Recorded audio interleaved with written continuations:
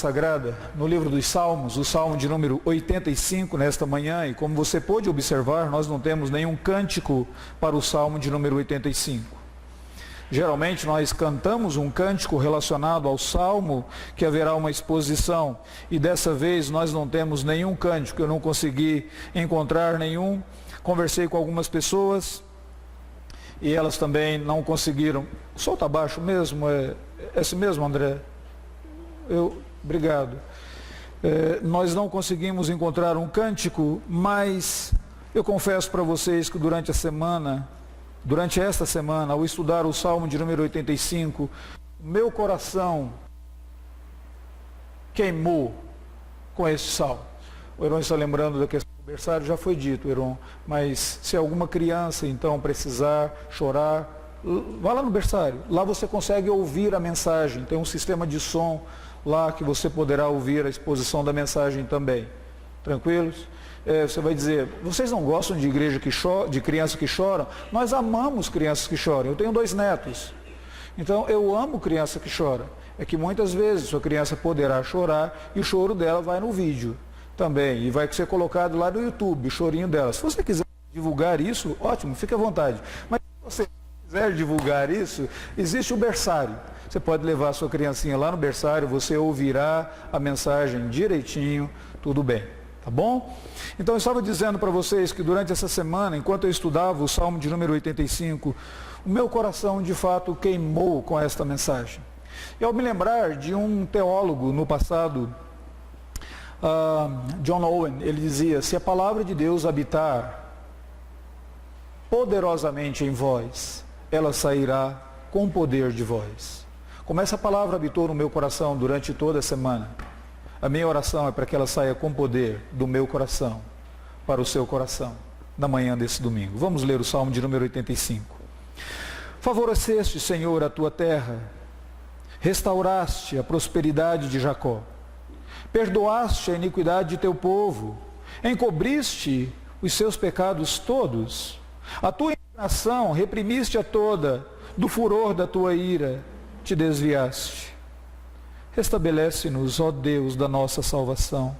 Retira de nós a tua ira. Estarás para sempre irado contra nós? Prolongarás a tua ira por todas as gerações? Porventura não tornará a vivificar-nos, para que em ti se regozije o teu povo? Mostra-nos, Senhor, a tua misericórdia e concede-nos a tua salvação. Escutarei o que Deus, o Senhor, disser, pois falará de paz ao seu povo e aos seus santos, que jamais caiam em insensatez. Próxima está a tua salvação, ou a sua salvação dos que o temem, para que a glória assista em nossa terra. Encontraram-se a graça e a verdade, a justiça e a paz se beijaram. Da terra brota a verdade, dos céus justiça baixa o seu olhar. Também o Senhor dará o que é bom, e a nossa terra produzirá o seu fruto. A justiça irá adiante dele, cujas pegadas ela transforma em caminhos. Diferente do que muitas pessoas defendem, a vida cristã não é uma reta sempre ascendente. A vida cristã, ela consiste de muitas oscilações. Há momentos em que nós nos sentimos bem, há momentos que nós nos sentimos jubilosos, outros momentos nós nos sentimos abatidos, sem forças para caminhar, outros instantes sem nenhuma continuar seguindo nessa caminhada. É por isso que ao longo de toda a igreja, muitos cristãos fizeram a seguinte comparação à vida cristã. Compararam as 4 estações do ano.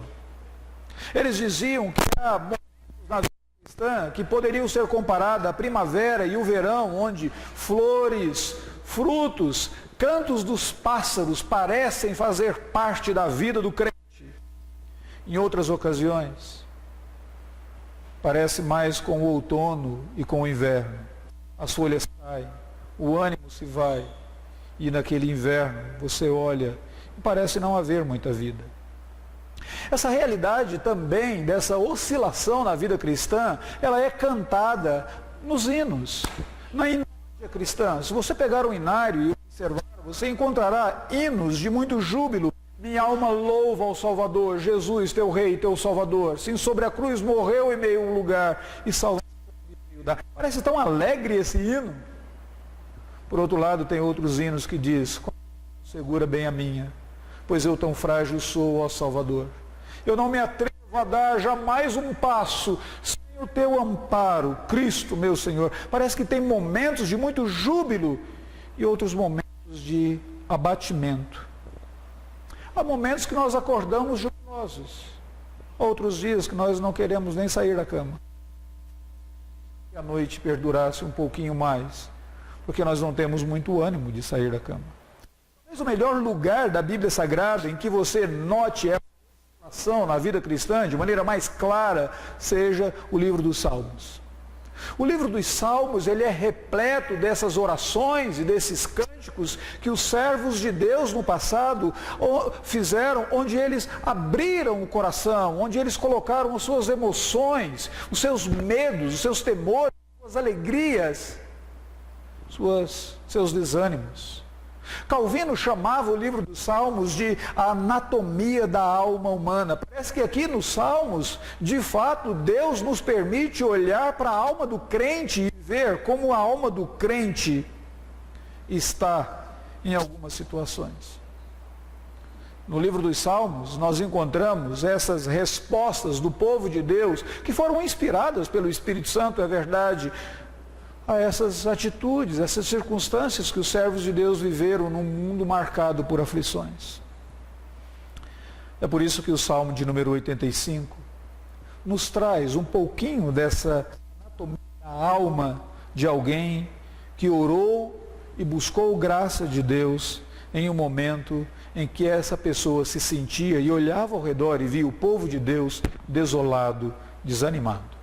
Salmo de número 85 é uma oração em prol da vitalidade, uma oração pedindo que Deus restaure, uma oração pedindo que Deus vivifique uma nação que estava abatida, que estava desolada, que estava árida, espiritualmente falando. Se você observar no versículo de número 4, ele diz: restabelece-nos, ó Deus da nossa salvação. Novamente, nesse sentido vai aparecer quando ele diz assim: vivifica-nos, para que em ti se regozije o seu povo. Você me pergunta, mas esta oração, quando ela foi feita? Qual que era a situação que o povo de Deus estava vivendo que justificava essa oração pedindo restabelecimento? Nós não sabemos. Nós sabemos quem fez a oração, quem compôs o salmo. O texto está dizendo: os filhos de Coré. E esses filhos de Coré, se você está acostumado a ler outros salmos, você verá que eles escreveram outros salmos também. Salmo 42, Salmo 44, Salmo 49, Salmo 84, o anterior, Salmo de número 87, 88. Todos eles foram escritos por esses chamados filhos de Coré. Eles eram alguns da tribo dos levitas. Eles eram descendentes de Levi. E eles eram sacerdotes ali no povo de Israel, no Antigo Testamento. E como sacerdotes que eles eram, eles cuidavam e eles observavam a vida espiritual do povo, eles observavam a condição espiritual do povo. Por isso, nos Salmos, eles escrevem, e especialmente no Salmo de número 85, eles escrevem agora orando pela condição, pela situação do povo de Israel. Que condição que era? O texto parece indicar que era um período de aridez, de desolação. Senão ele não pediria restaura-nos.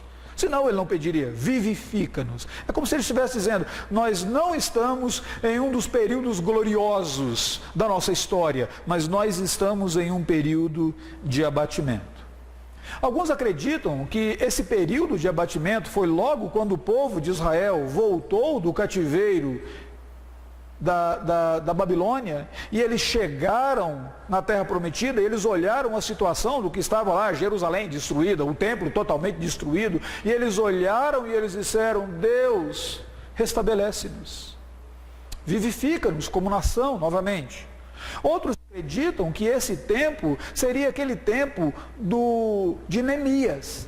Você lembra, no livro de Neemias, no capítulo 1, versículo de número 3, diz que um dos irmãos de Neemias veio à cidade onde Neemias estava. Neemias ocupava um alto posto lá na corte real, e um dos irmãos dele veio a ele naquela cidade e ele perguntou: como que está Jerusalém? E a resposta foi mais ou menos o seguinte: os restantes dos que não foram levados para o exílio se acham lá na província em grande miséria e desprezo.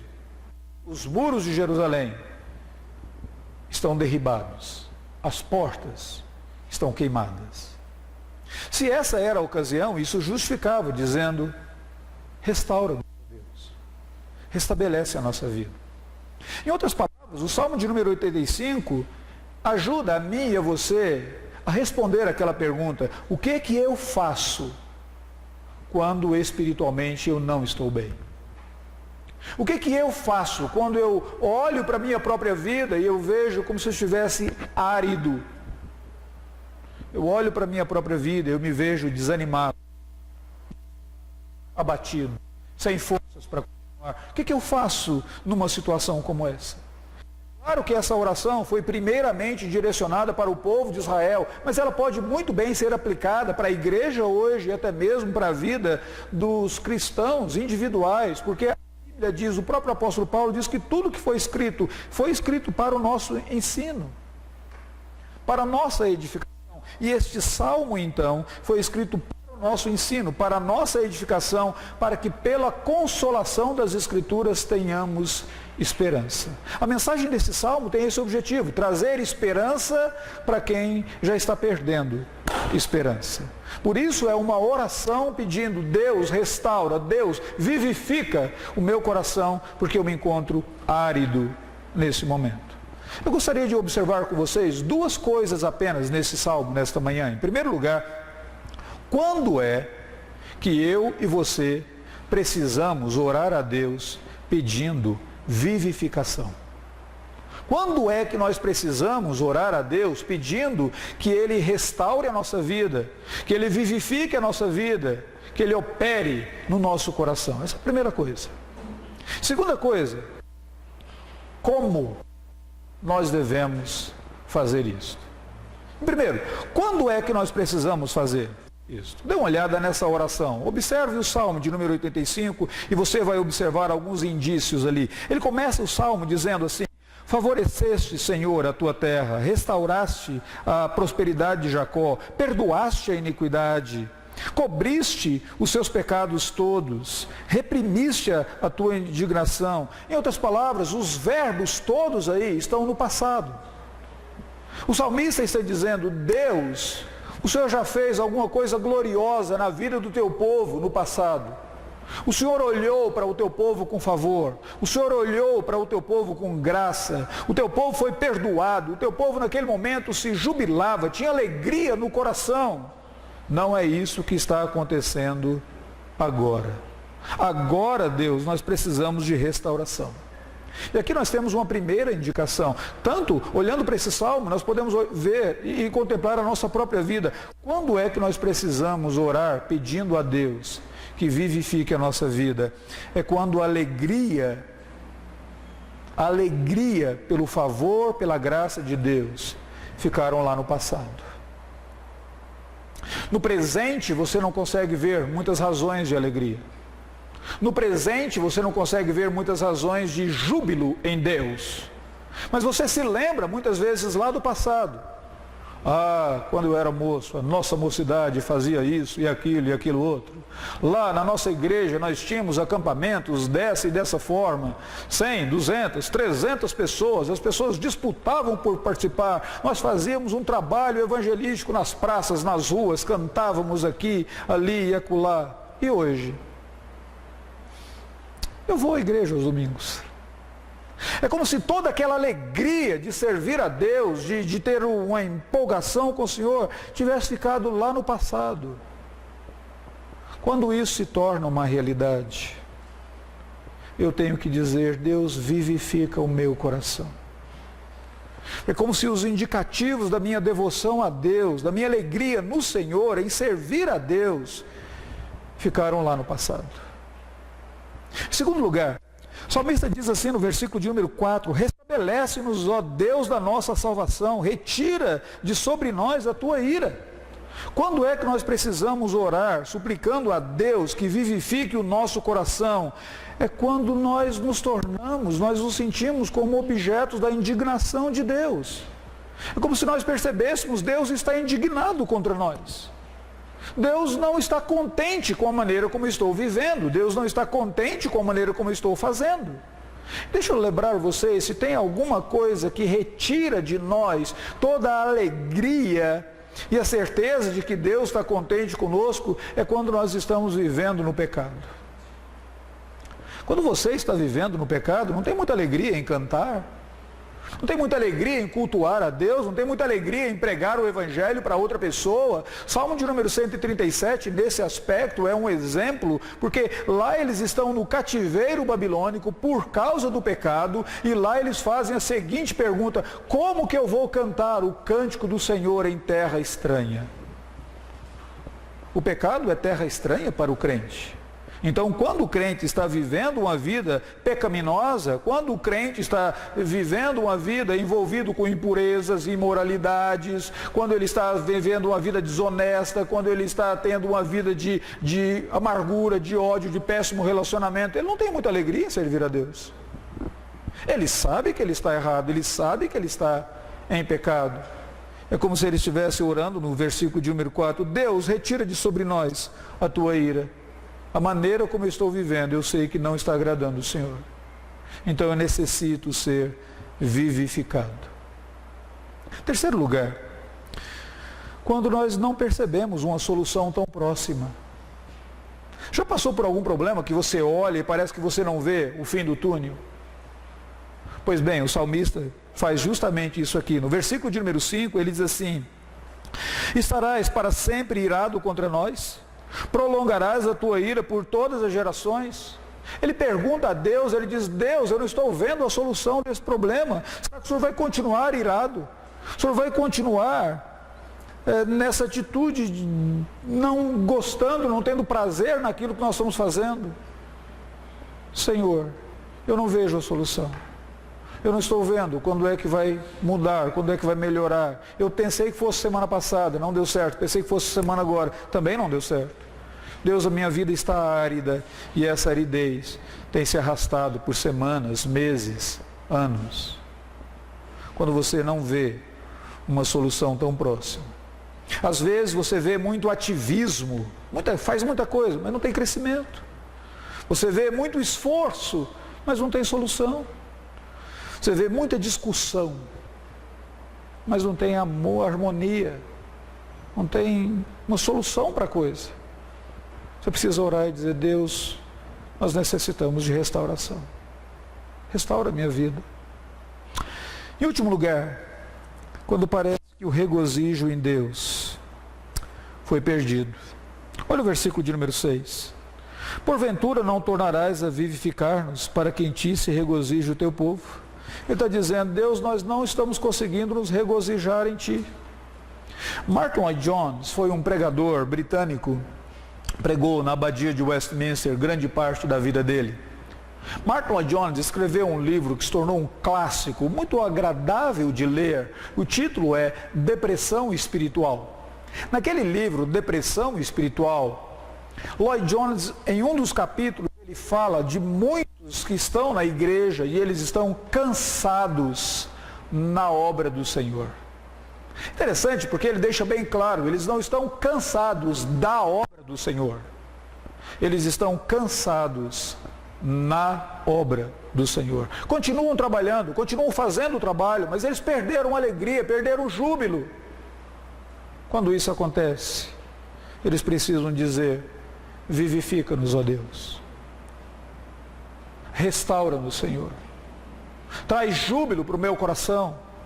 Traz júbilo para nós. Nessas ocasiões, nesse momento em que o salmista, os filhos de Coré, viram isso no povo de Deus, eles oraram pedindo vivificação. Mas como eles fizeram? O que eles fizeram?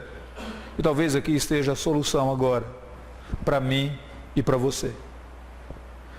Nós podemos aprender a maneira como o salmista ensina o povo de Deus a lidar com isso.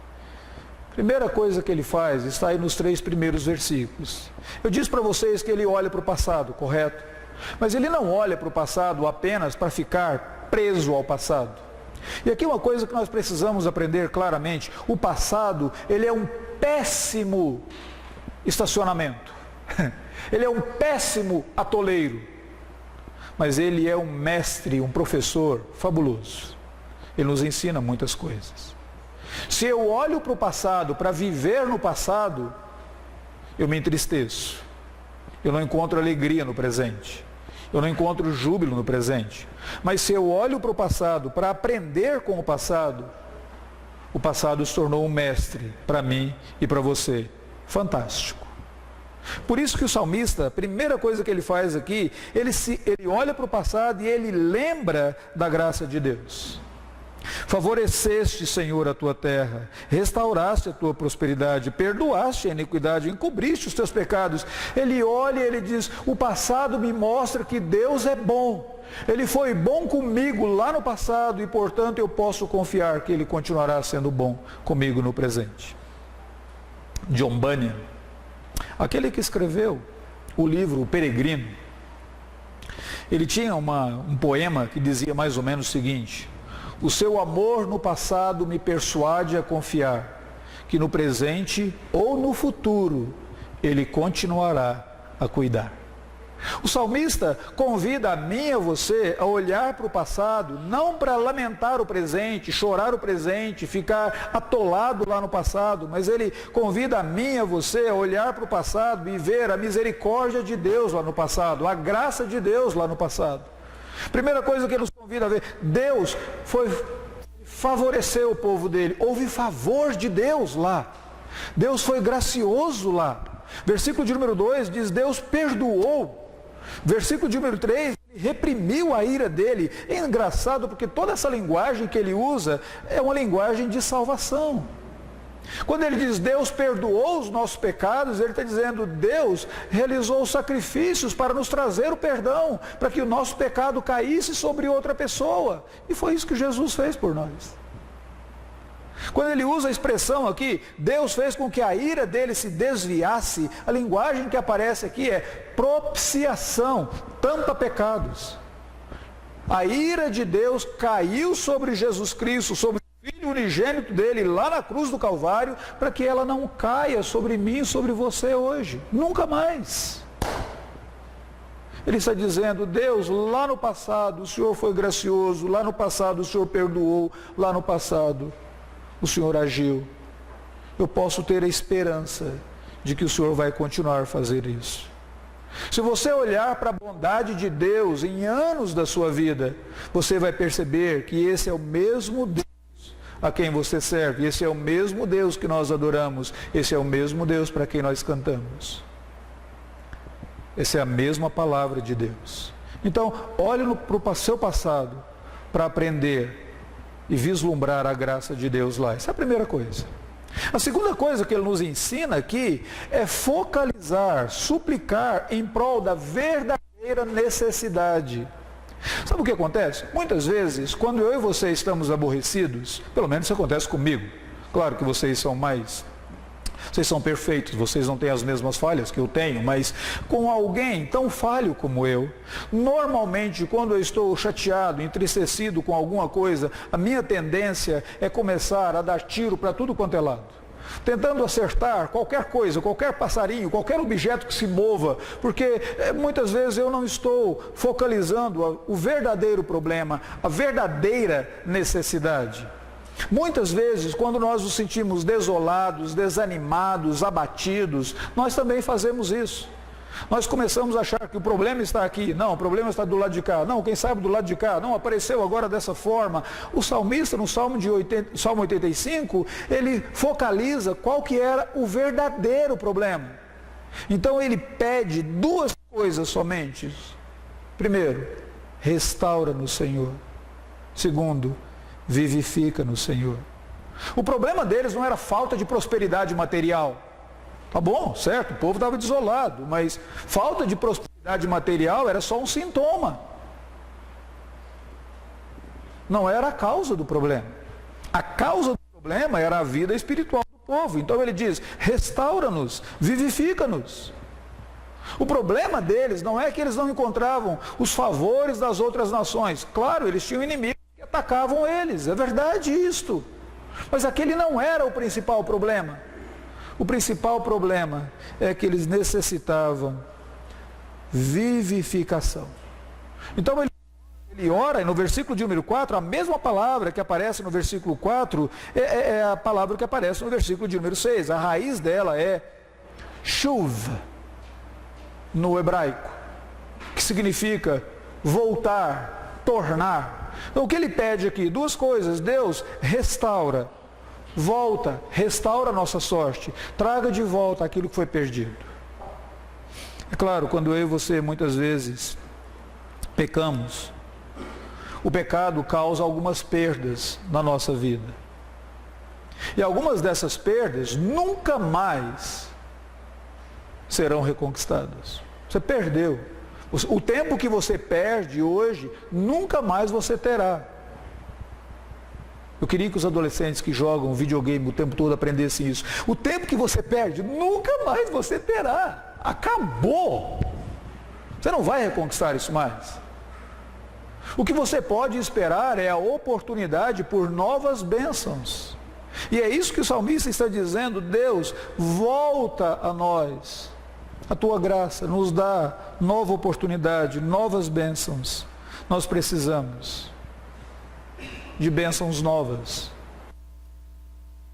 Depois ele diz, Deus, vivifica. Aqui a palavra é um pouco mais forte, porque a palavra aqui significa, mais ou menos, Deus, nos ressuscite. É como se a aridez espiritual, o ânimo espiritual fosse comparada a uma morte. E ele diz, Deus, traga vida de novo, nós estamos sem vitalidade. Vivifica-nos. Quando você se sentir mal, quando você se sentir árido, quando você se sentir como se você estivesse num deserto, considere quais são as suas verdadeiras necessidades. O que realmente você precisa? O salmista diz, nesse Salmo 85, precisa da graça, da vivificação que vem do Senhor. Terceira coisa que o salmista faz, ele espera confiantemente no Senhor. Versículo 8 e 9, eu escutarei o que o Senhor tem a me dizer. Ele falará de paz ao seu povo. Próxima está a salvação do Senhor. Em outras palavras, ele está dizendo, Deus, eu vou esperar em Ti. Eu vou esperar confiante.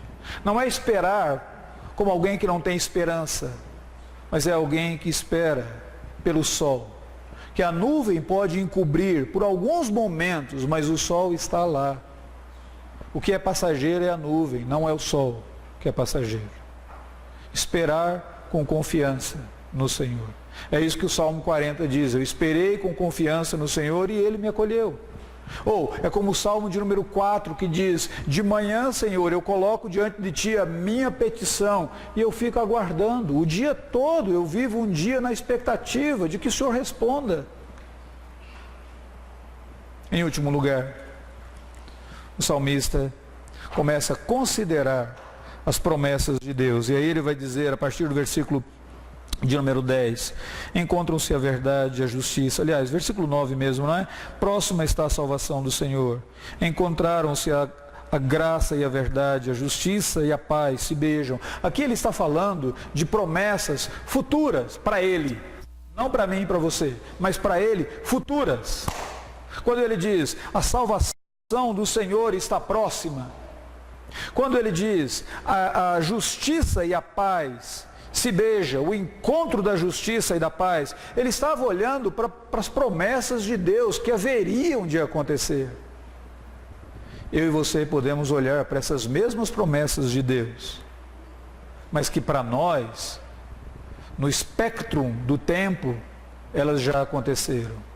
A salvação do Senhor, ela já foi inaugurada em Cristo Jesus. Vocês lembram quando Jesus, criancinha, foi levado ao templo, Simeão tomou Jesus nas mãos e ele fez a seguinte oração, agora, Senhor, pode despedir o teu servo, porque eu já contemplei a salvação do Senhor.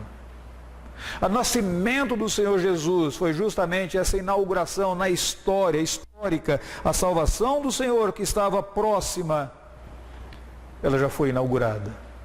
O Salvador já nasceu. O Rei já nasceu. O reino começou. E quando foi que a justiça e a graça se beijaram?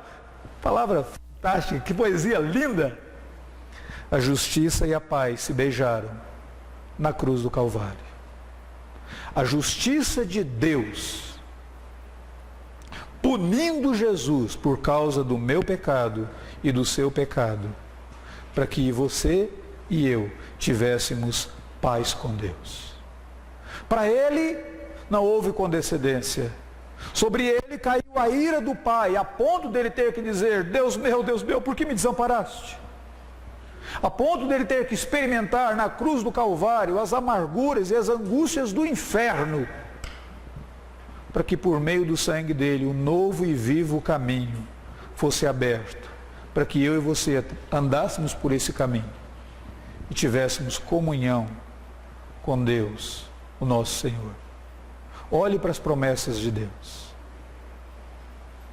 que se cumpriram e se cumprem em Cristo Jesus, porque a palavra de Deus diz que em Jesus existe sempre o sim de Deus. Deixa eu concluir nossa meditação nessa manhã. Eu disse para você que esse salmo falou profundamente ao meu coração durante toda esta semana. Ele queimou no meu coração. Foi talvez uma das semanas nas quais eu estivesse experimentado aridez de uma maneira muito intensa na minha própria vida, no meu andar com Deus. Angústia, resolução, problemas daqui, problemas dali, atividades inúmeras, dorme pouco, tenta daqui, tenta dali, mas o meu coração não estava bem com o próprio Deus. E esse salmo foi um instrumento de Deus para falar comigo e me ensinar a buscar o Senhor, esperar no Senhor.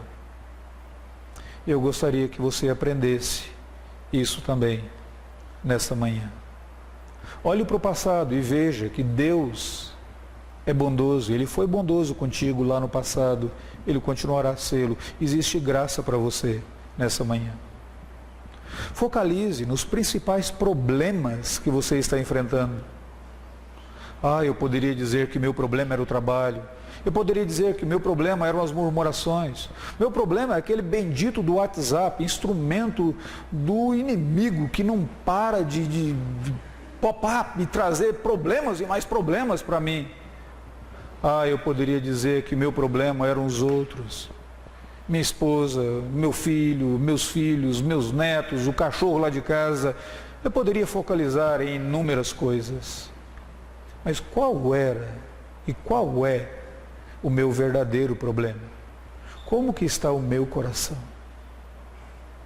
Qual é o seu verdadeiro problema? Como está a sua vida com Deus? Olhe para as promessas do Senhor. Aquele que não poupou o seu próprio Filho, por amor a nós, Ele nos dará com Jesus Cristo, graciosamente, todas as coisas. Nós somos mais do que vencedores. Temos motivos de sairmos daqui essa manhã com o coração jubiloso.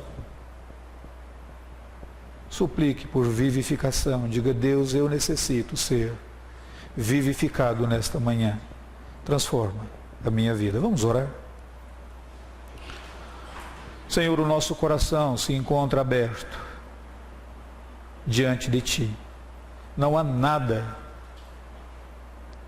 em nós que Tu não conheças. Não há nenhum traço, não há nenhum rasgo, não há nenhuma angústia, nenhuma tristeza, nenhuma dor, nenhuma murmuração, nenhum ressentimento que o Senhor não veja. Senhor, sonda o nosso coração. Até mesmo aquelas falhas que nos são ocultas, nós pedimos como salmista: Deus, traga e nos convença do nosso próprio pecado, traga a luz, traga o nosso próprio entendimento. Até mesmo aquelas transgressões, aqueles pecados que nós não estamos vendo na nossa própria vida, mostre para nós como eles são graves aos teus olhos.